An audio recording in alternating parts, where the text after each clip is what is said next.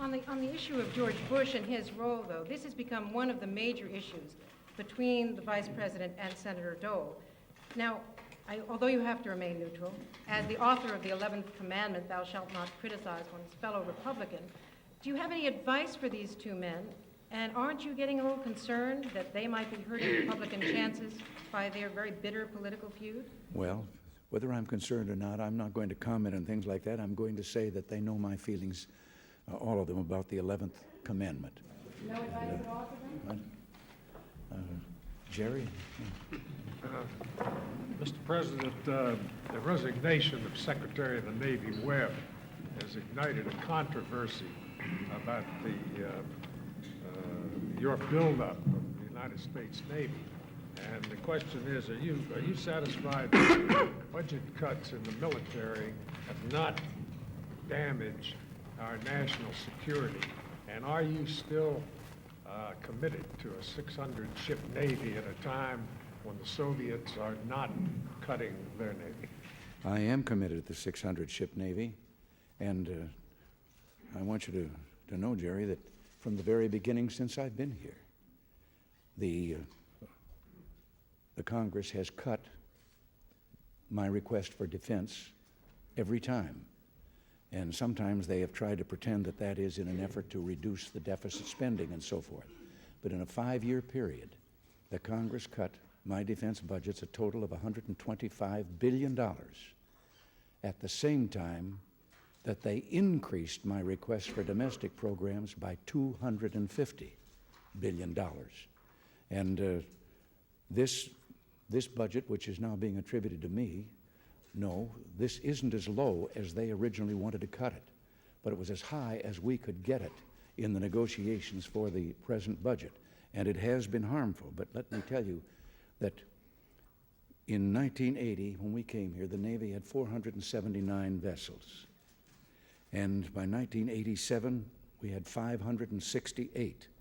And by next year, it will be 580.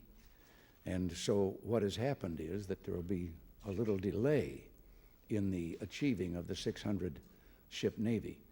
But I can't help but remind or tell all of you, when I was campaigning in 1980 and knew the state of our defenses, I was faced with a question, and if some of you recall, I did a lot of campaigning on question and answer basis.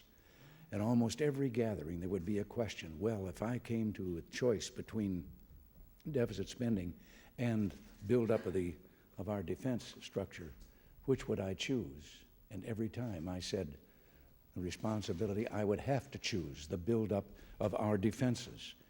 And every time and every audience in America that I said that to gave me an applause that was almost an ovation for saying that. The second part of the question was, is it a threat to the national security that the Navy is not going to have 600 ships on the schedule that you had in mind? Well, I don't think right at the moment, and with the way we're progressing in various treaties and so forth, I don't believe that the threat is that immediate. And but because very shortly we will achieve our 600. We want 15 carriers and their squadrons, and we've just launched the 15th carrier, 100 nuclear-powered attack submarines and 4 battleships, and we're achieving that. No, Mr. President, you must certify by March 1st whether Panama has been cracking down on drug trafficking through that country or whether aid to Panama should be continue to be suspended. What are you going to do? Well, I can't give you the answer yet because we're still working on that and still collecting the facts as to what their effort has been at trying to intercept the drugs and join us in that campaign. But as you said, March 1st, we will be giving the answer. Sir, if I could follow up, some officials in your administration have suggested that if Noriega would step down and go into exile, that you would stop the prosecution of him on drug charges. Would you consider that kind of deal? No, I'm not going to comment on something of this kind. This man has been indicted by a federal grand jury, and so I'm not going to make any comment of that kind, nor have we made any advances or suggestions of that kind to the government of Panama. What we would like to see is a return to democracy and a civilian government in Panama, and not this domination by literally a military dictator. Mr. President, Federal Reserve Chairman Alan Greenspan today objected to pressure from the administration regarding the formulation of monetary policy, such as was contained in the budget and the economic report and a Treasury letter to Federal Reserve Board members. Don't you have confidence in your appointee to the Fed, Alan Greenspan, as the chairman? Yes, I do, and I'm going to have to find out what this is all about that you're talking about, because nothing of that kind had been directed to me. President, back to the Contra aid question. In your opening statement, you seem to suggest that the Sandinistas are taking advantage of Congress not coming through with Contra aid to withdraw some of the concessions they had made. With Congress about to consider new humanitarian aid, both a Democratic and a Republican plan, is it worth it to pass humanitarian aid without military aid? Well, I think the only comment that I can make there is that anything that will keep the freedom fighters as a pressure on the Sandinistas is worth doing. Just as when we tried to pass our own bill and narrowly failed, you could see that the military aid was down the road a ways. It was not necessary right now. The other aid, humanitarian aid, is more imminent.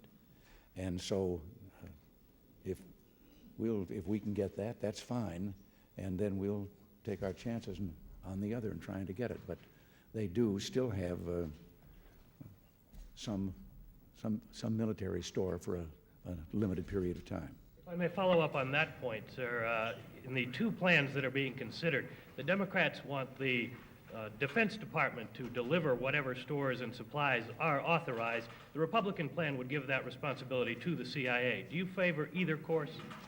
I certainly would favor the CIA. I think that involving our military when there is no need to is very rash and foolish, because you would be putting our military into a combat situation, and this is what we've been trying to avoid in Central America all the way.